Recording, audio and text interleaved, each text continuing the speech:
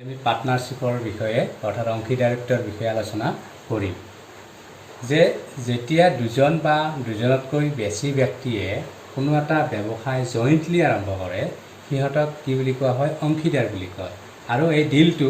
অংশীদাৰিত্ব বোলে। এতিয়া আমি চাম লাভৰ ভাগৰ অনুপাত। লাভৰ ভাগৰ অনুপাত কি কৈছে যে যেতিয়া সকলো পাৰ্টনাৰ্ছৰ ইনভেষ্টমেণ্টবোৰ একে সময়ৰ বাবে হয় লাভ বা লোকচানৰ মাজত সিহঁতৰ ইনভেষ্টমেণ্ট বা বিনিয়োগৰ কি হয় অনুপাত হয়। যে ধৰা হ'ল এ আৰু বিয়ে ক্ৰমে এ কি কৰিছে x টকা আৰু বিয়ে কি কৰিছে y টকা কি কৰিছে বিনিয়োগ বা ইনভেষ্ট কোনো এটা ব্যৱসায়ত কি কৰিছে এবছৰৰ বাবে ইনভেষ্ট কৰিছে। তেতিয়া বছৰৰ শেষত এৰ কি হ'ব লাভাংশ লাভৰ অংশ বা লাভাংশ অনুপাত বি লাভৰ অংশ।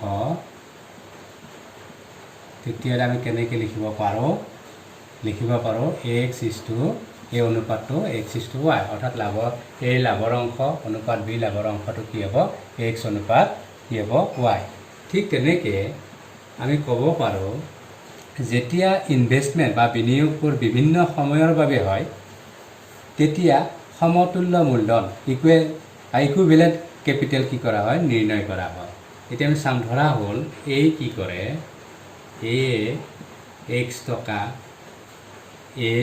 x টকা পি মাহৰ বাবে ছাপ'জ পি মাহৰ বাবে আৰু বিয়ে y টকা কিউ মাহৰ বাবে কি কৰিছে ইনভেষ্ট কৰিছে। তেতিয়া কি কৰে তেতিয়া আমি কি পাওঁ এ লাভৰ অংশ অনুপাত বিৰ লাভৰ অংশ সেইটোক আমি কেনেকৈ লিখিম x ইনটু পি এ লাভৰ অংশ x ইনটু কি হ'ব পি অনুপাত বি লাভৰ অংশ y ইনটু কিউ এনেকৈ আমি লিখিব পাৰোঁ। এতিয়া আমি ছাপ'জ এটা এক্সাম্পল লৈছোঁ যে ৰামে এটা ব্যৱসায়ত 14,000 টকা খটুৱাই আৰম্ভ কৰে। 5 মাহ পিছত ৰহিমে 7,000 টকা দি তেওঁৰ লগত অংশ লয়। বছৰৰ শেষত মুঠ লাভ হয় 6,417 টকা। ৰামৰ লাভৰ অংশ কিমান তাৰমানে ৰামৰ লাভাংশ কিমান। এতিয়া আমি চাম কেনেকৈ কৰিম এইটো যে ৰামে কি কৰিছে এবছৰৰ বাবে কি হৈছে এই টকাটো খটুৱাইছে 14,000 টকাটো। কিন্তু ৰহিমৰ ক্ষেত্ৰত কি কৈছে ৰহিমে 5 মাহ যোৱাৰ পিছত তাৰমানে আমি জানো এক বছৰত 12 মাহ গতিকে ৰহিমে কি কৰিছে 5 মাহ যোৱাৰ পিছত ইনভেষ্ট কৰিছে ব্যৱসায়টো তাৰমানে অংশ লৈছে গতিকে তাৰমানে মাইনাছ কৰিম 7 মাহ তাৰমানে আমি কি কৰিম 7 মাহ হ'ব 7 মাহৰ বাবে আমি উলিয়াম। গতিকে ৰহিমে কিমান টকা ইনভেষ্ট কৰিছে 7,000 টকা 7,000 টকা পূৰণ কি হ'ব 7 হ'ব। ৰহিমৰ ক্ষেত্ৰত কি হ'ব 7 হ'ব তাৰমানে 5 মাহ যোৱাৰ পিছত কি আৰম্ভ কৰিছে গতিকে কেই মাহৰ বাবে হ'ব 7 মাহৰ বাবে। এতিয়া আমি চাম এইটো অনুপাতটো উলিয়াম। এতিয়া ইয়াত কি হ'ব 0 0 0 কেঞ্চেল 0 0 0 কেঞ্চেল হ'ল। তাৰপিছত কি থাকিব ইয়াত 14 হ'ল 14 আৰু ইয়াত কি হ'ব পূৰণ 12 অনুপাত 7 ইনটু 7।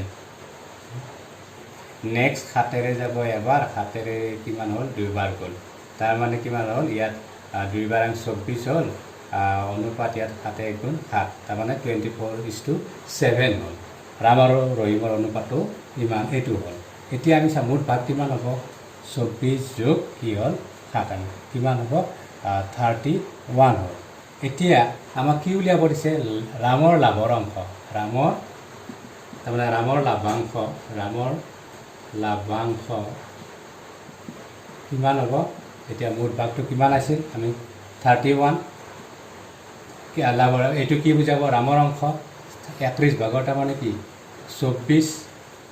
পূৰণ আমি চাম কিমান লাভ হৈছিল বছৰ মুঠ লাভ কিমান মুঠ লাভ হৈছিল ৬,৪১৭ টকা এইটোৰে পূৰণ কৰিম পূৰণ কৰিলে আমি পাম এইটো ১ যাব 2,0 আৰু কিমান 7,207 হ'ল এতিয়া এই দুটা পূৰণ কৰিলে আমি পাম 4,968 তাৰমানে 4,968 টকা তাৰমানে ৰামৰ লাভৰ অংশ কিমান হ'ব 4,968 টকা নেক্সট এটা উদাহৰণ কি কৈছে যে এ বি চিয়ে ক্ৰমে ৭৫,০০০ টকা ৬০,০০০ টকা আৰু ৪৫,০০০ টকা দি এটা ব্যৱসায়ত অংশীদাৰিত্ব হয়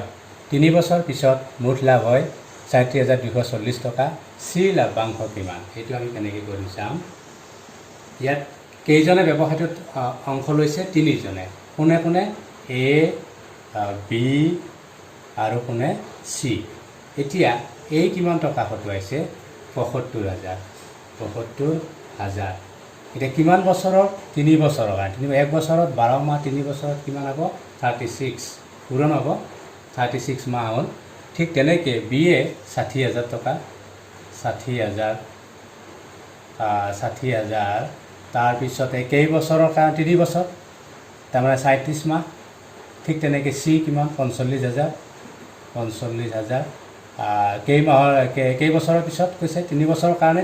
৩য়ে খটাইছে তাৰমানে কিমান ৩৭ মাহ ৩ বাৰ ৩৭ 1 বছৰত ১২ মাহ গতিকে 3 বছৰত কিমান হ'ব ৩৭ মাহ এতিয়া আমি চাম এইটো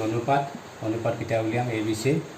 এতিয়া ইয়াত 36 কেঞ্চেল হ'ল 0 কেঞ্চেল 0 কেঞ্চেল 0 কেঞ্চেল হ'ল এতিয়া 75ক আমি 5ৰে কি কৰোঁ হৰণ কৰোঁ 5 15 কি হ'ল ৭৫ হ'ল ইছটো বি কিমান 5 12 কি হ'ল 60 হ'ল তাৰপিছত এইটো কিমান হ'ব ইয়াত 5ৰে হৰণ হ'ব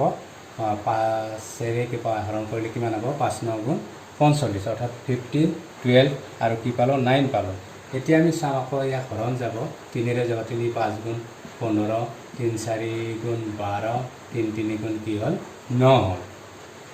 এতিয়া আমি চাম মুঠ ভাগকেইটা কি হ'ব আমি চাওঁ 5 যোগ 4 যোগ কিমান হ'ব ইয়াত 3 5 4 9 9 3 কিমান হ'ল 12 হ'ল এতিয়া আমাক কি উলিয়াব দিছে চি লাভাংশ গতিকে চি লাভাংশ হ'ব ইয়াতে মুঠ ভাগকেইটা কিমান আছিলে 12 তাৰমানে 12 ভাগৰ চিৰ উলিয়াব দিছে চিৰ হ'লে এইটো হ'ব 12 ভাগৰ কিমান 3 12 ভাগৰ 3 হ'ল পূৰণ মুঠ লাভ কিমান হৈছে এইটো চাওঁ আমি ৩৭,২৪০ হ'ল এতিয়া আমি অলপ কটাকটি কৰোঁ 12ৰে 3 বাৰ হ'ল 3020 কটাকটি গ'ল এতিয়া এই দুটা আমি পূৰণ কৰিম পূৰণ কৰিলে আমি পাম 9060 তাৰমানে 9,060 টকা হ'ব এইটো হ'ব চিৰ লাভাংশ